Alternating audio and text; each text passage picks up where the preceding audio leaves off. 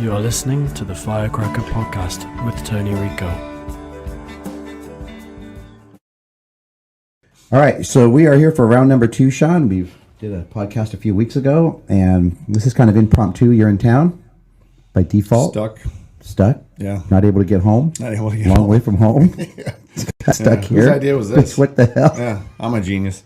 So here you are, snow back home. So like always, you're making the most of it. And so you stopped by the facility today, and I'd say let's catch up. And the thing that was going through my mind, since I'm kind of impulsive and last minute, if anybody didn't know that, is like what's relatable, right? What's relatable to a coach that might be watching this, or coaches that we see on the field, and there's I'm gonna call it a disconnect from how we grew up.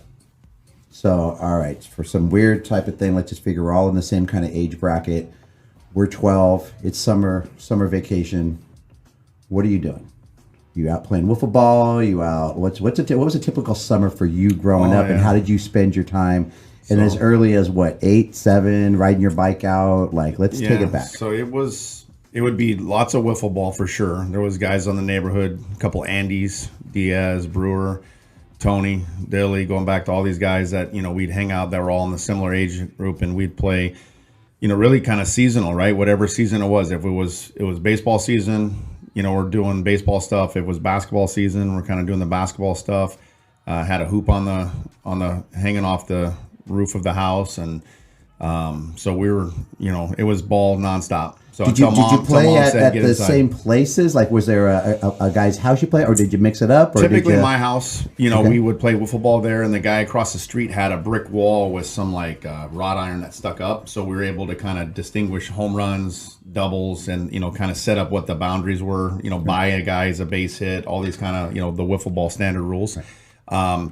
And then we create tournaments, play 2-on-2, play, 1-on-1, play basketball. Is that when you got your start, creating brackets? Oh, yeah. Or is that, oh, yeah. Was that you, the 10-year-old, building championship brackets? My dad will tell stories about what I'd have all kinds of different things going on with the brackets. We'd be playing, 21 tournaments, with buddies, from the neighborhood. So where did that start with you? I mean, were you a newspaper reader, or what? You weren't. I'm sure you didn't have a bookie when you were. My grandfather, my mom's dad, is one of the most impactful people in my entire life. He was a sports fanatic, and I used to go over there, and he'd be listening to the Dodger game or the Laker game on the radio, or watching one on the TV, and then I would literally just kind of be there, and he would talk all the time. It was nonstop sports, nonstop stats.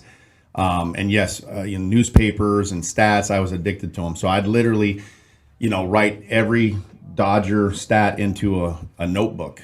So, okay, so let me stop you there. So we're just a few years apart, but when I was growing up, they didn't always put box scores. Sometimes it was just a line score. So if I actually saw a box score, you saw the whole lineup. And then Dodger averages and Angel averages didn't come out every day. Yes. So what do you remember as far as the frequency of being able to look and see stats and stuff like that? Yeah, it was like a big thing to see the entire lineup listed in a newspaper, and a lot of times the additional games. I remember it being the Dodgers would be the whole box score, and then the other games would just be a summary, right? It would just have the 9-inning box, and then it would say winning pitcher, Seaver, losing pitcher, right. And then that would be it. So then I would literally keep all those stats in my own little book, and I was tracking them all the way through, whether it was Kenny Landreau and Steve Garvey and all those guys, right? So all the Dodger teams that were in that group. And so for me, it was literally sports, and it still is to this day. If you go into my house, I don't typically watch anything but a ball game, whether it's going to be, hockey, baseball, basketball, football, and that was me growing up. Everything was about, sports nonstop. You think that what percentage of coaches of the, let's say, 10 that are listening or watch this, relate to this? Because God, we can't be so old that someone go, no, dude, I saw that on the internet. We can't. So there has to be people relating to this. So if you're watching this, I just kind of think about where did we get started? What kind of drew us into, we didn't have Dodger games on every day on TV. So for me, I remember the Lakers. So the idea of seeing them in their gold uniforms, because they were always on. The only games they showed were you never saw them. You never saw them. Right. So a Sunday playoffs, CBS on a Sunday, if they were the team that the game they were showing, especially if they play the Celtics, right? So then you got to see the Lakers in their gold uniforms. So who were the first Lakers you remember? Oh, Magic's era. So like I was born in 71. So I can remember kind of right around 81, 82 is when my brain kicks in for everything. And so the Dodgers won the World Series in 81. The Lakers were winning NBA championships right around that time. So, Magic was my favorite you player. broke in nice, yeah. So, yeah, I had a good run.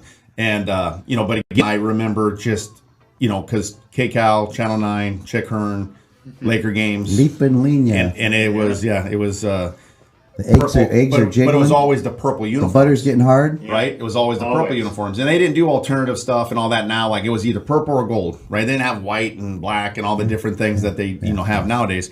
It was purple or gold. And so to see the Lakers playing gold uniforms was like, holy shit, this is so badass. Or anything at the Forum or anything like that. Anything at the Forum. And we that was a went radio only for us. The home games of Dodgers, home games of Lakers, those are radio only, right? So I and my dad, we'd go to Dodger games. We didn't go to too many Laker games. Bro, it had to be on, we go one game a year.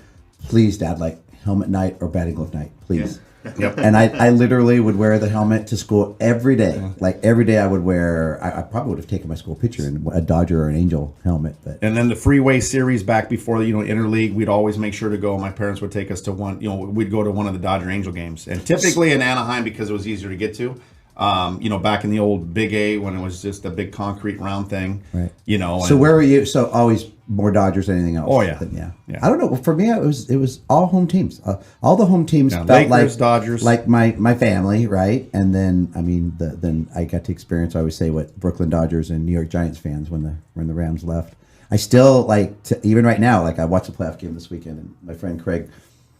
He told me you're going to be sorry that you detached because they're going to come back and they're going to win a Super Bowl, and they did. Right. I honestly don't care. Like I don't know. Did they break my heart? I have no idea. But I just felt like I locked that. But Dodgers and Angels, I never liked those.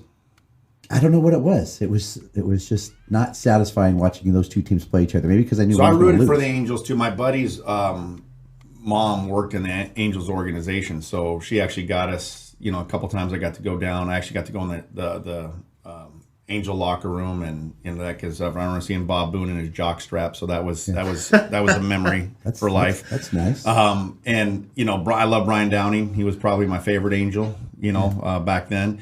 But those teams and so again, I kind of always even to this day, like I'm a Dodger fan. I root for the Angels unless they would play the Dodgers, right? So they're the American League team. Most team are our home team.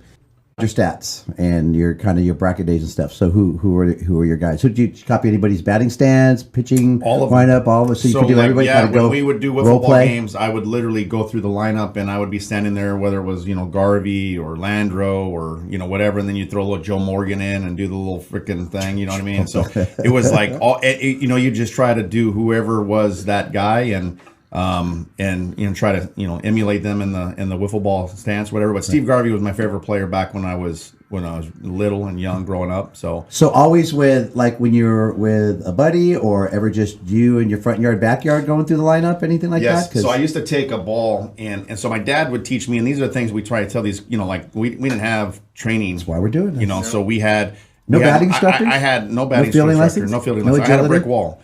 And so my dad he took me out. So two things, whether it was if I was pitching, he put tape up on my wall and he throw it, hey, throw it to the outside of the tape. Don't throw it inside the tape because that's where they're going to get the hits, right? So I would literally sit out there for hours and throw a ball and try to hit the spot. So like range practice, right? Target practice. And then the other thing I would do is he said for fielding lessons, you basically take the tennis ball, throw it off the brick and then field it. And he gave me, obviously he showed me the form or whatever. And then what I would do is I'd go out there and I would start to play a game in my head of like the Dodgers versus, back then the Reds were always great and the Astros with Nolan Ryan. Right. And so I would play a game against myself, and if the ball got by me, because the bricks were different tiered.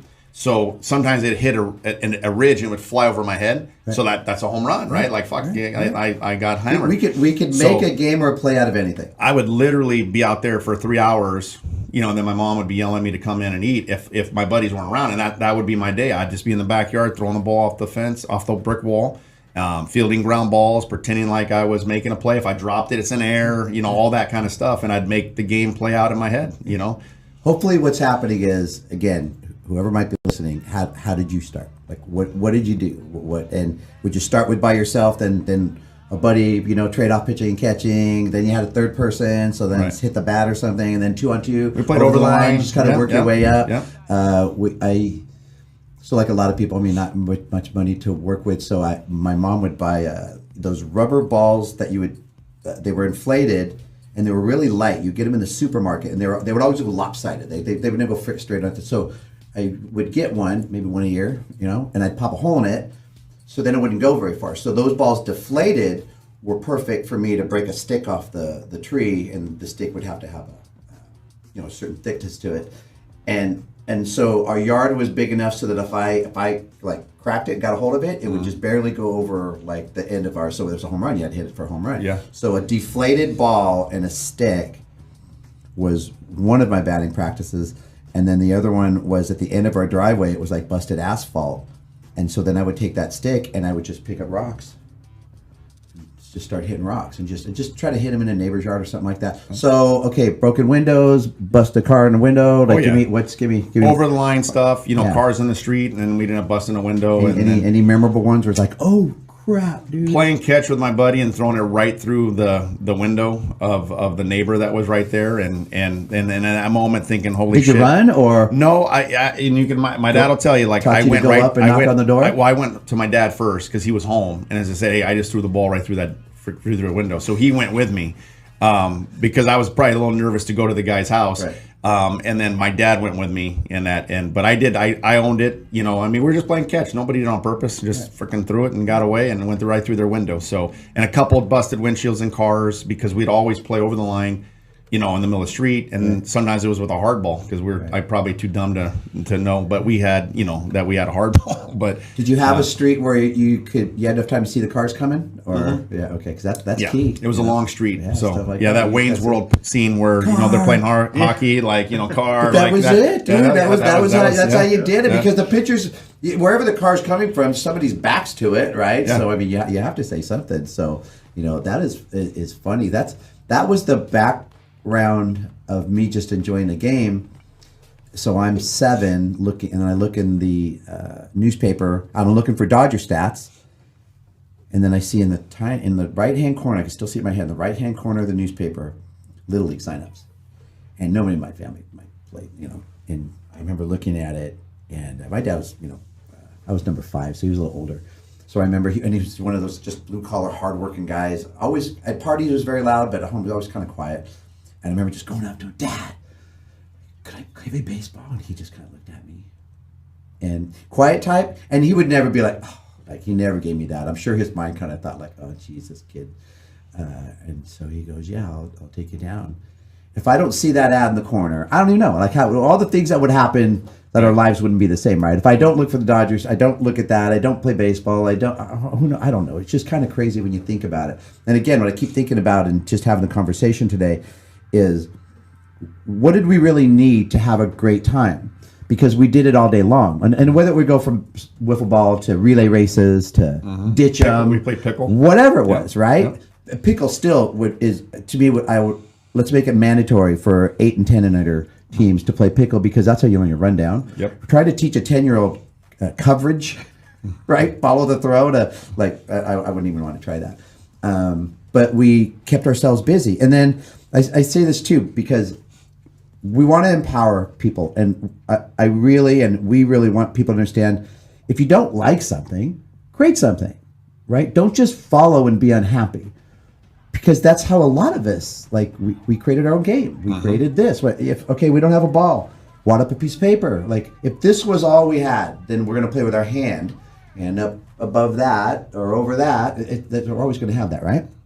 And we weren't reliant on anything. I've said a lot of times in front of players, if I would have had some dude that we were paying telling me what I was doing wrong, I'd have been like, bro, like, you're fired. I don't think that way. Like I'm trying to recreate with that deflated ball. I would listen on the radio to the Dodger game when they were at home, and then in my mind, I would recreate what I heard. So if Lopes got to base it up the middle, I would have to hit that ball on the ground up the middle, and until I did that, I wouldn't go to Bill Russell. So and then once that, then Bill Russell would boom, boom, boom, and then it would be God. I go back. It was like Jimmy Wynn batting third, and then I remember when Nolan Ryan was an Angel. So when he was a California Angel. But that's how we grew up. that has never left me. Like, I would like to think that anybody has watched what we do. There's always some degree of like, this is our wiffle ball game. The workouts, the combines that we do. Yes, there's a seriousness and there's a business aspect of this, but I don't think you've met a college coach that doesn't like to have fun and doesn't like to see people enjoying themselves, and that a player isn't more valuable when she is out just loving the game she's playing. And so, like, what to inspire people rather than say we're not having enough fun or softball's become a burnout. Okay, great. Now what? Go back to your childhoods. And then just realize we didn't need anybody, and just kind of take that, because we've been lucky enough to establish our identity and for the most part design and create a lot of our own road. But there's a lot of people that I don't think they realize that they have that ability too, and so they don't. And then their weekend to weekend experience, and then the narrative, and then their conversations. I don't want to hear somebody just tell me everything they don't like and what they didn't like. I'd be like, change it. We didn't go to, and there's no better way to say it. We didn't go to play at your house if you were a dick.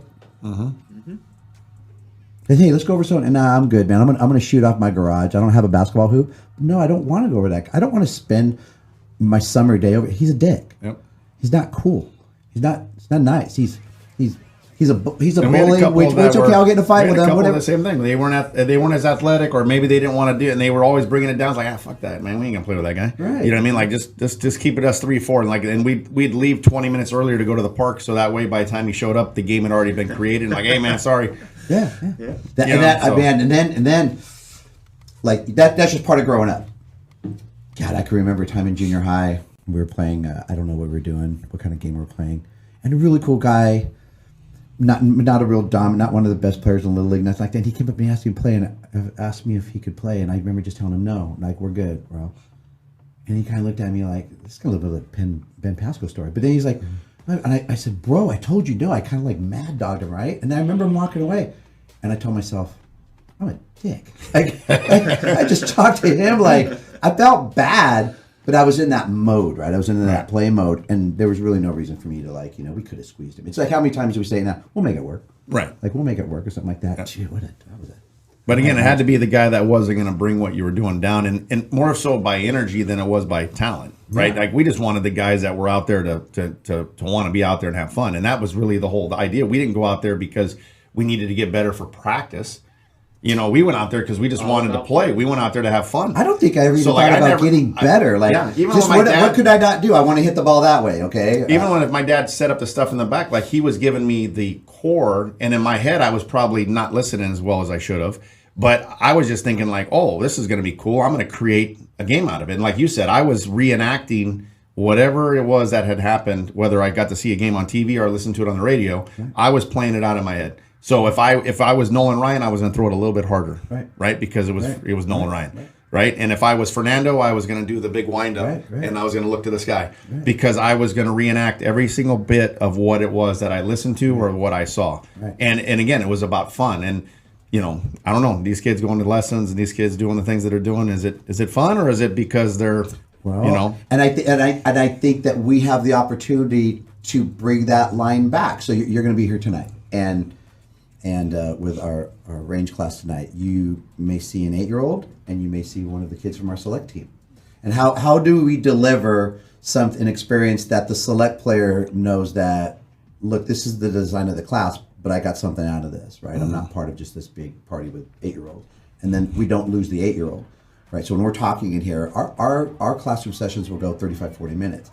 If I've got 3 8-year-olds in there, I'm constantly looking at them to see if they're ready. They're on those high stools, so they'll just fall right off. But I want, and the weirdest thing is, like, I feel like we want to tell them stories that I watch 8-year-olds watch YouTube like this on their iPad, right? So if we can tell them stories about this game, it's always a challenge to keep them intrigued, because if they start, then I become we're just talking, you know what I mean? So that's fun. So, all right, now how did it go to, like, bracketology, or like, when did that start with you? Because this is something that, again, I fail to appreciate and really kind of understand how deep your mind goes with this stuff. But when did you start creating tournaments? The NCAA tournament, March Madness would be, and my mom would used to let me stay home from school to watch, like, those first days, right? Like on Thursday, because it always starts on Thursday. Now I know there's playing games and different things, but back, it started on Thursday. And she'd like, all right, you can stay home from school. So I'd stay home from school to watch games, and I had a buddy, Mike Kopic, that was kind of similar to me in that mindset. So we were doing pools, and literally like having like gambling pools throughout the campus, right? Like I was like, hey, fucking $10 and winner takes whatever. So I was doing that in junior high. Where was your model from that? Were you just making that shit up, or did you? I know I had to see it somewhere. Right? It had to play into my mind, and I don't know if it was my grandfather, with maybe something he had through work. You know what I mean? That I had seen, because again, I would go there a lot after school, and my grandmother would pick me up because my parents were working, and I'd hang out there, but. Like literally I had, like when I was in high school, I had the assistant, the vice principal was in my pools. Like, so I'm like literally sitting in his office because I had teacher's aide, and the other kid that was a teacher's, he was all mad because they'd make him go pass out the pink slip things that come to the class. Right. And I'm inside his office going over like line scores. And like, hey, we're doing a football pool, we're doing a basketball pool. Right. So like literally I was doing pools from the time I was 14 years old. Right. And with my uncles, with my dad, with whatever. So it was always kind of just there. And then Mike was there. He was very similar to me. He played baseball and basketball with me throughout high school and even when we were younger. So it was, I mean, shoot, I remember I was teachers. So I went, I was a teacher's aide in a math class my junior year, and I would sit in the back of the class. Don't ask me how she even let me. And my buddies were back there, and I had the newspaper during baseball season, and we would pick every game. So they would, like, she'd be up there doing, geometry on the board, and I'm like, okay, Mets, Cubs, Dwight Gooden, Rick Sutcliffe, and be like, all right, I got the Mets, all right, I got the Cubs, and then all right, Dodgers, and then be like, when I get quiet for a second, and I'd go, okay, she started talking again. So and I'd go through the next game, and literally we'd keep tabulation. I kept the tabulations. What grade again? This is junior in high school. So is that the year you discovered as Ben Tabulate getting some action, right? Is that about when it started on that, kind of that fever of Yeah, it was and from that it's really never, obviously it's never stopped. I like to have a little bit of something to kind of feel the energy of the crowd, the game, and makes it more fun. And everybody's got different things, right? So it was. I was watching a podcast today with Bert Kreischer, and he was talking about they just went off on this. Again, the stories are of our past, right? So, like, for those people that only live in the present, it is what it is. You got to be honest about how we grew up, right? So, when did you smoke a cigarette? You try chewing tobacco? And Bert Kreischer's going through all of these things, and he goes, do you remember, like, being at Little League practice and your coach is showing you how to bunt, and he's got a cigarette in your mouth, and your eyes are burning because the smoke is coming from his cigarette, and he's like, how come you're not? You're like, dude, your cigarette's burning my eyes. And then you get into high school, you play football. One of the football coaches is asking you if you got a dip. Like, do you have any tobacco?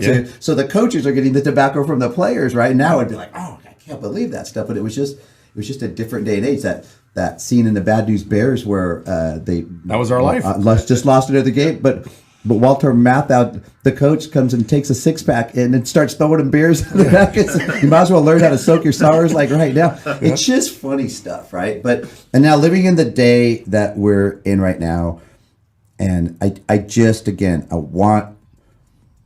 say I and then I say we, because I know it's we want people to think about how you're going about things and who are your examples and who are you modeling yourself? Because I think a lot of people don't realize they're patterning themselves after people that they really don't want to.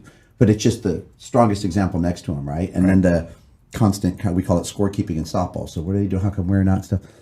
If that's the way you grew up, that you missed it. Like, I just feel like you could have grown up a little bit differently. And then to take the kids back, the players, the softball players, back to playing pepper. Or working on a bunt just one-on-one, one flip it, and sometimes they look at you. It could be that easy. Took the 16s last week, and they kind of knew how to play pepper. But when I showed them, they were looking at me like, "Whoa!" And I go, "This is how you play pepper." Like, you guys are looking at it as like it's batting practice with 6 people in front of you, but you don't really know. So, I don't know if it's from our era. We didn't obviously have as the avenue to so many different things to keep us entertained. So we had to create the entertainment. Absolutely. And so, because even video games for us back then, it started to get there as I got a little bit into high school. But, through that time, I mean, it was freaking Pong, right? It was like freaking a ball hitting a thing. And Didn't like, you put English on it though? If you did it fast you're enough, trying so to- you put English on that. Atari, and the games were. I mean, it was. So we didn't have anything when but Space our own. Invaders We came had out, our or like- mind, right? We had the creativity of our own mind to go out and do something. Yeah. And that was going to be for us. It was typically it's going to involve a ball, right? It was going to be football, baseball, basketball. We were going to go do it. Yeah. So- Well, let's go into that. We're talking about childhood. Did you ever spend time at 7-Eleven playing Asteroids, or there were a couple of video games that you would sit there and go after school? So anyone's Yeah, there's a 7-Eleven at the down the street from Were you us. an Asteroid player, we would or go, yeah. Pac-Man, Asteroid, and we'd go get super big gulps and freaking play video games for an hour. And when you're good at it, you play 1 quarter, and you're in there for 40 minutes. And Yeah, so I if wasn't you- great at those things. I was average for sure. There were some guys that were definitely better than I, but 100%. We'd in the back corner in the left, go in, get your big gulp, go stand in the corner, and Right. start putting your quarters in. Well, okay, so now I'm gonna fast forward it because, like I said, I think do people really enjoy their time off? And then Ben's off camera right now, but Ben, your voice is live, right? Yeah. Okay, so all right, so let's fast forward this now into your interest in pro sports and odds, and getting a little action and kind of being in the know and what's going. So one thing I could say about let's talk about like gambling, right? One thing I could say about you since I've known you, you've never had a problem. Like it's like alcohol, anything else, right? So me being on the outside, I don't really gamble or anything like that. And I'm not really a worry unless somebody has a problem that's evident or something, but you keep it in balance. And so this is something that you do. And is it nonstop? Are you a 24-hour man? I mean, what is it? No, I mean, I typically will have something going pretty much every day, but I talk to you. It's funny because my mom has asked me before. And so my dad's a golfer, right? And he golfs 3 times a week. And he probably over a course of years is spending, $3,000 to $5,000 a year on golfing, right? To play golf. And so I likened it to all right, Mom, like I don't golf. So like I have a hobby, right? So whether it's golf or whether it's, going to the local gym and playing badminton, whatever the hell that is that you're going to have to spend some money on, like the idea of what that investment is, that is it. And, you go to the movies, it's going to be $30, $40 to sit there for 2 hours and to watch that movie. Right. If you bet $30 on a ball game and you sit there for 2 hours, I might win and get my $30 back, and it just makes the game to me more enjoyable. Right. So, and I think Ben can relate to this because I know he partakes in some of the action as well.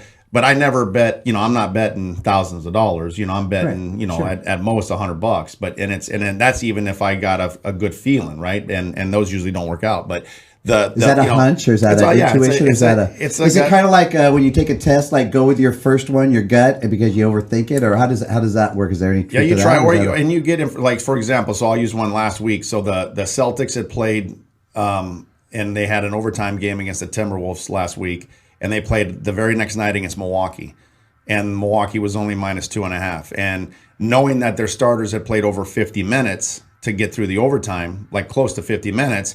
My instinct was like that line's too small, so I bet Milwaukee, and they won by like 40. And the Celtic starters were out by like the middle of the third quarter because just so you try to look for something that's going to be, because on a normal day where there's equal rest, it's different. But these guys played. They flew at midnight from Boston to Milwaukee. They're getting in. It's I'm not saying they're laying it up, but they're basically it's a tough ask of them. So go ahead. So you're just looking for something that, can kind of maybe give you an advantage, because gambling and lines, it's always about trying to have value and an advantage, right? It's an attention to detail thing as well. I mean, you're getting into some pretty. And I can't always pay attention to that level. You know what I'm saying? Like that just happened to be. I watched it one night, and I'm reading through the thing, and I see, they're playing again tonight. Like that's a tough ask. Like they're playing 2 really good teams, back-to-back days, different venues, different cities. Their starters played heavy minutes. I'm going to go ahead and, throw a little bit out there. But again, I don't ever bet, again, these aren't large amounts. These are just fun amounts. Right. And like I said, at the end of the day, I bet you my father spends more to golf in a course of a year than I do on gambling. So maybe it's just the principle of it, right? Because Ben, you just told me it's $1. It's not the amount. Exactly. It could be $1. It's having action on the game. Yep. It's just a little something it's kind of weird because It's almost like coaching. You know your team on certain days when they look good, and it's there. And you know some days where they don't warm up well, and you know just the direction to go. So as soon as we start going in this direction, there's two things that happen to people that watch it. So there's people that just perked up and go, they're getting some numbers. So this is what my wife tells me I need to not do. And then there's people that would be maybe more like me. It's like, okay, a lot of the terminology. What I would ask you is listen, because there's some things that you can pull as a softball coach. Number one, attention to detail. So why does Sean have balance to this? The more he knows about this, the more favorable your own personal odds are and things. And then it's a little bit of risk management, right? So you're at less risk because these factors go in. But then I could sit there and say, wow, it's pretty amazing the attention to detail that you go into, which ultimately came down to why you made that bet, right? And so it's the relatable part of it. And that's what's fascinating to me about it, because it what is the trick of the odds makers to where realistically the house is always going to win, right? I mean, they're in the business of it's over the long term, the house is going to win, or whoever's the house is. And so, I don't know. To me, that's fascinating, because do you risk it? Do you ever go against those, or do you play a hunch that says, do you ever go like crazy Both. odds, or is it better to go closer? There's 2 to times 1, like 3 to 1? I would say that you try to you wake up certain days and you're like, you know what, I'm gonna try it a little bit different, because you'll go on streaks where you're like, this last weekend I actually did okay, but again, there's been weekends where it's like, shoot, I bet the favorites 3 or 4 days in a row and ain't nobody hitting, you know what I mean? So you might change it up, and that's not ideal if you're really trying to say you're a true, this is what I do for a living, but it's not what I do for a living. I'm doing it more for fun. Sure, right. And a lot of times I'm making mistakes because I'll bet with my heart and value that, like, to where, like, I'm going to watch this game and I want to root for That's this a conflict, team. isn't it? So for sure. A team that you like in your heart, but you can't. So I typically never bet on my own team, Yeah, and then I don't bet against them, and I wouldn't bet against them. So I usually don't bet, like I'll usually leave it alone, but. And I'll just find another game that I can bet, because there's always a game. Yeah. There's always something to bet on. Sure. And then you got to remember, lines aren't people have this mistake too, or they make this mistake. Lines aren't set to what they think the line is. They're set at what they can create equal side money to, because the house wins with the juice. So the ideal situation for the house is that if there's 2 sides, $1 million is bet on each side. Correct. Because now they get the juice from either.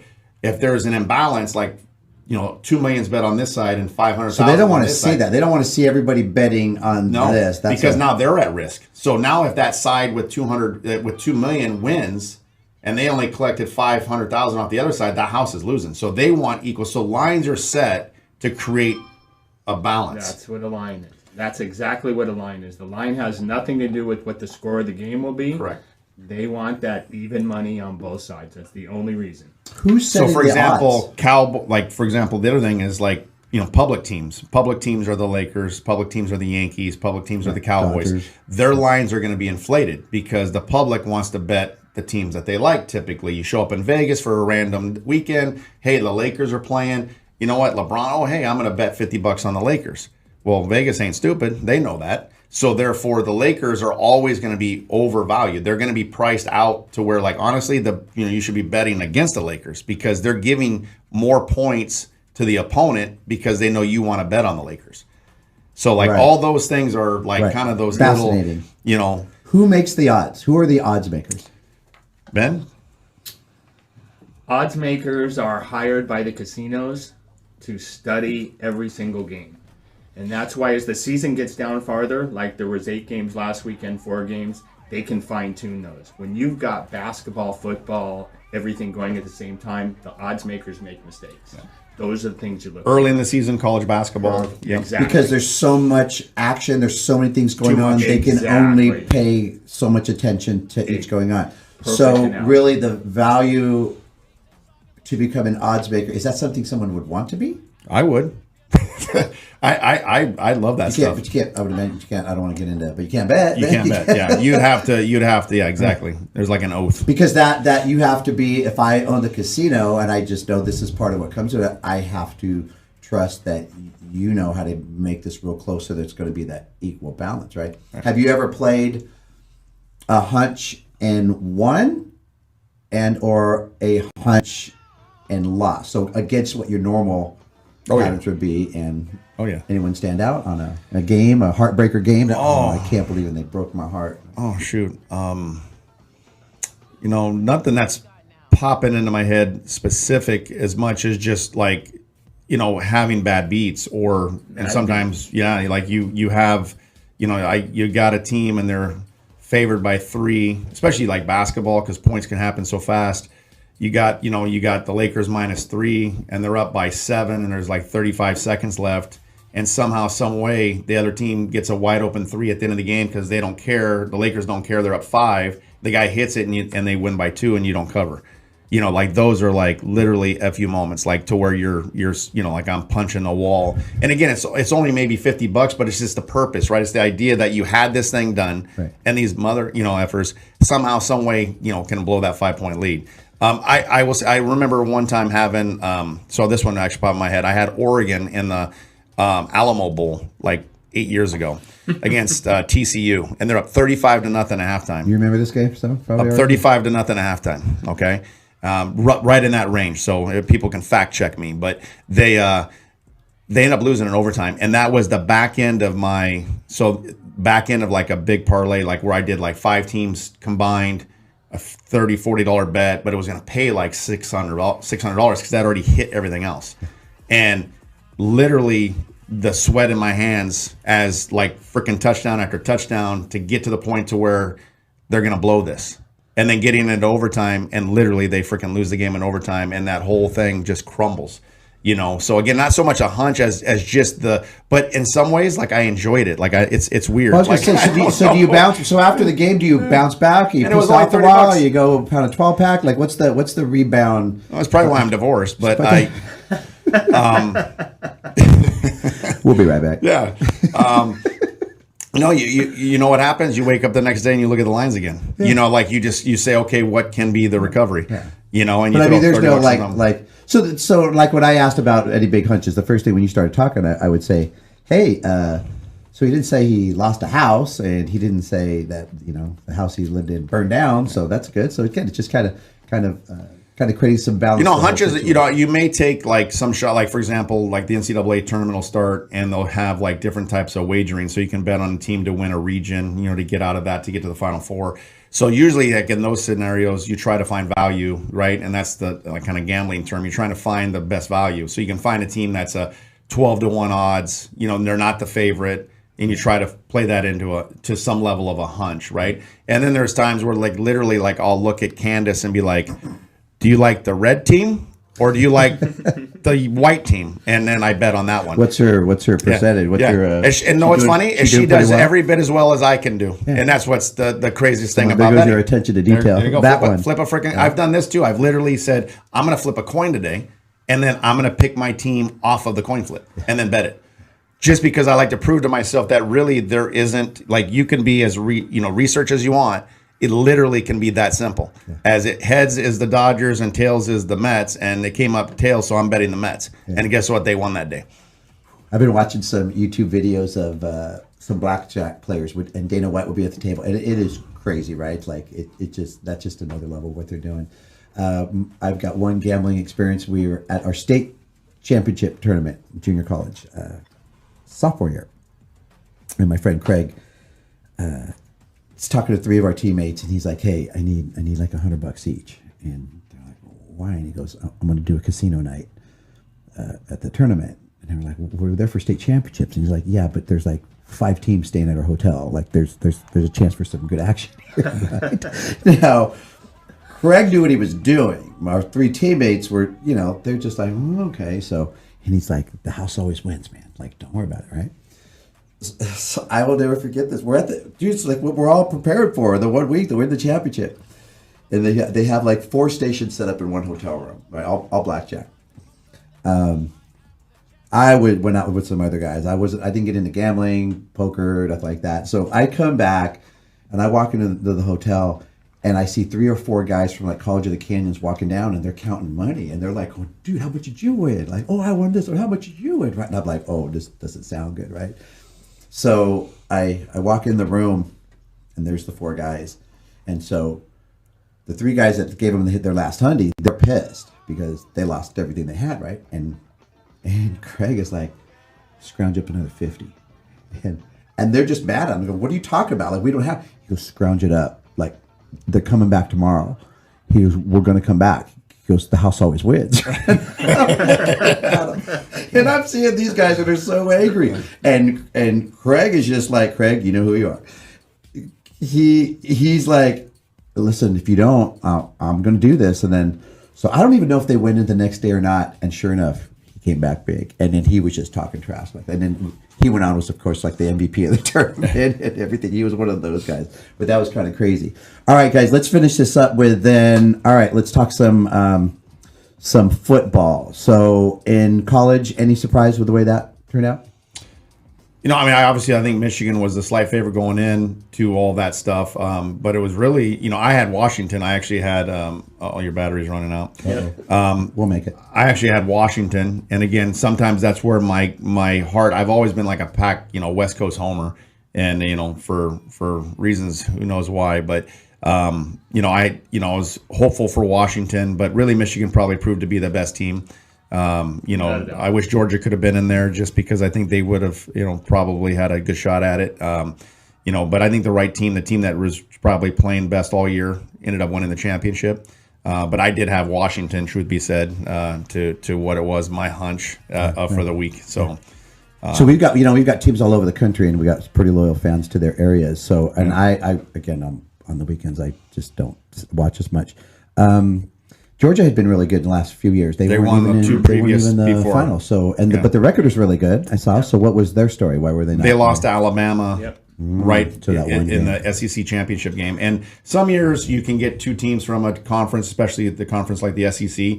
This particular year, because the Pac-12 was so strong and Washington was undefeated, Michigan was undefeated from their conference, you actually ended up in a spot where actually Florida State, who was undefeated out of the ACC, didn't even get in. Right. That was like a big to-do.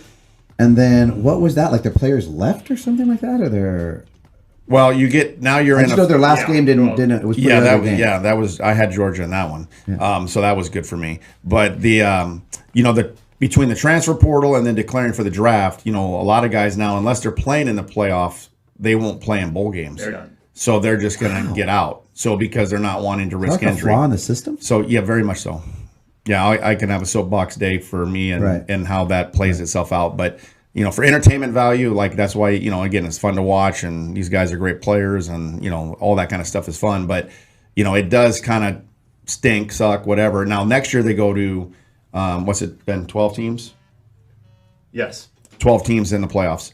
So that'll help because now you're going to have more teams, especially the higher end teams. Like, for example, like a Georgia would have been in, Florida State would have been in. So now those guys aren't going to opt out because they have a chance to play for a championship. Awesome. All right, quickly, guys. NFL coming up. What this weekend? Come on, Ben. Who are the games this weekend? San Francisco, lock. Yes. Okay. I like the Ravens. Right. Usually the teams that have the bye the week before in the playoffs are the chalk. Sean, what about you? Yeah, so I'd say Baltimore, although I like C.J. Stroud. I like Frisco. I actually a hunch go back. So when Buffalo went to 6-6, they were 4-1 to make the playoffs at that point, 4-1 odds. So I like the value of that. So I actually bet that they would make the playoffs at 4-1 odds. I won that one.